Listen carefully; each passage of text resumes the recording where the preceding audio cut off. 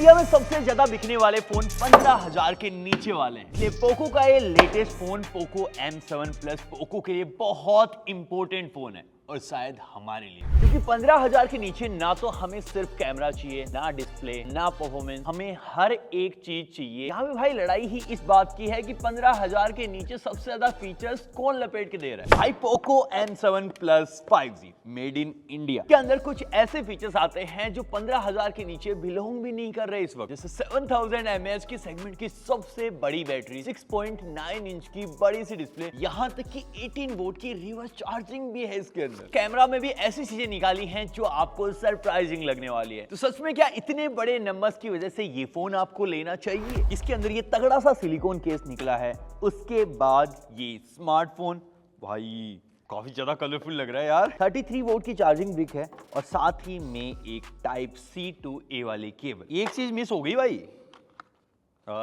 सुई। जो फोन का डिजाइन है वो काफी ज्यादा यूनिक लगने वाला है, क्योंकि इस प्राइस में मैंने ऐसा डिजाइन आज तक नहीं देखा।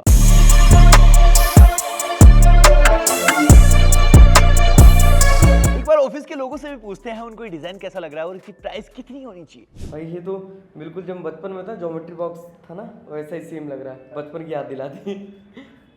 ये लगभग 17-18 हज़ार। भाई ऐसे डिजाइन वाले फोन मैंने पहली बार देखा है, 20-25 हज़ार का लग रहा है भाई। अरे आईफोन 17 आ गया क्या बोला तूने? इस फोन के अंदर प्लास्टिक की फ्रेम, प्लास्टिक का बैक और IP64 की रेटिंग है। साथ ही इसके अंदर है पांडा प्रोटेक्शन। पीछे की तरफ रेड एंड ब्लू का ऐसा कॉम्बो सा दिया है, ये काफी हद तक गेमिंग वाइब देता है। यहाँ पे इन्होंने 5G भी मेंशन करके दिया है। ये फोन आपको बाकी फोन्स की तरह नहीं लगेगा, थोड़ा यूनिक है। हो सकता है कुछ लोगों को बहुत पसंद आ जाए और कुछ लोगों को बिल्कुल भी नहीं। पहली बार जब इस फोन को आप पकड़ोगे आपको थोड़ा बड़ा लगने वाला है, थोड़ा भारी भी लगने वाला है। 217 ग्राम का वेट है इसका। इसमें आपको साइड में यहाँ पे फिंगरप्रिंट सेंसर मिलता है, ऊपर की तरफ IR ब्लास्टर है, इससे आप घर के इलेक्ट्रॉनिक्स कंट्रोल कर सकते हो। तो भाई बाहर की बहुत सारी चीजें देख ली, अब अंदर घुस के देखते हैं अंदर क्या माल मसाला है। भाई सबसे पहले डिस्प्ले की बात करूं तो 6.9 इंचेस का है, तो ये एक LCD पैनल पर फुल HD प्लस रेजोल्यूशन के साथ आता है। कंटेंट देखने में डेफिनेटली आपको मजा आएगा। और भाई हम में से बहुत सारे लोग ऐसे हैं जो फोन को ऐसे स्पीकर की तरह बजा के सुनते रहते हैं हमेशा गाने, तो ऐसों के लिए इसके अंदर 200% वॉल्यूम बूस्टर है।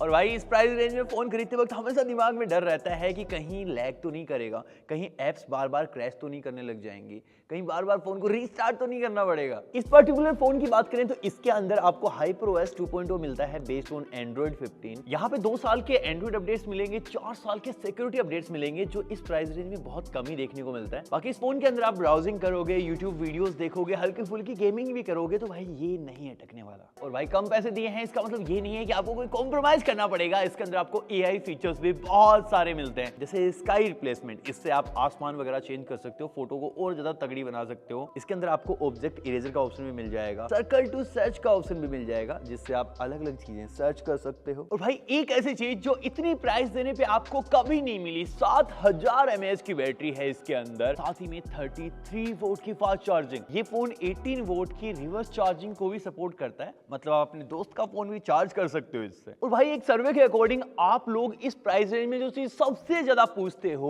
वो बैटरी है, और इस फोन का वो प्लस पॉइंट है। कुछ दिनों पहले सिलिकॉन कार्बन बैटरी आपको थोड़े से महंगे फोनों में देखने को मिलती थी, लेकिन अब वो नॉर्मल फोन्स में भी आ चुकी है और एक दूसरा डेप्थ सेंसर है। इसकी फोटोज को देखने के लिए हम सेगमेंट के एक बेस्ट कैमरा स्मार्टफोन से इसको कंपेयर करेंगे, Vivo T4X। और ये काफी सरप्राइजिंग चीज है कि ये इसको कुछ चीजों में फिर भी बीट कर पाता है। हमने इंडोर और आउटडोर में बहुत सारी पिक्चर्स ली हैं, इसकी कलर ग्रेडिंग बहुत तगड़ी है, लेकिन अगर थोड़ा सा भी फोन सेक कर गया तो वहां पे आपको फोटो में उतनी ज्यादा डिटेल्स नहीं देखने को मिलेंगी। लेकिन अगर सब्जेक्ट मूव नहीं कर रहा है, आपने बिल्कुल स्टेडी मोड में फोटो ली है, तो बहुत ही तगड़ी डिटेल्स आपको सेल्फी कैमरा में मिल जाती हैं। बाकी ये फोटोज हमने इसके बैक कैमरा से ली हैं, साइड बाय साइड आप Vivo T4X की फोटोज देख सकते हो। इसके अंदर आपको कलर्स बहुत ही तगड़े देखने को मिलते हैं। भाई इसके अंदर Qualcomm Snapdragon 6S Gen 3 डाल रखा है, जिसका काम है आपको डे टू डे लाइफ में एकदम स्मूथ एक्सपीरियंस देना। और ये रिपोर्ट अगेन बताती है कि परफॉर्मेंस इस सेगमेंट में आपकी मेन प्रायोरिटी नहीं है, तो इन्होंने इस पॉइंट पे इतना ज्यादा हाईलाइट करा भी नहीं है, सारी चीजों को बैलेंस आउट करने की कोशिश करी है।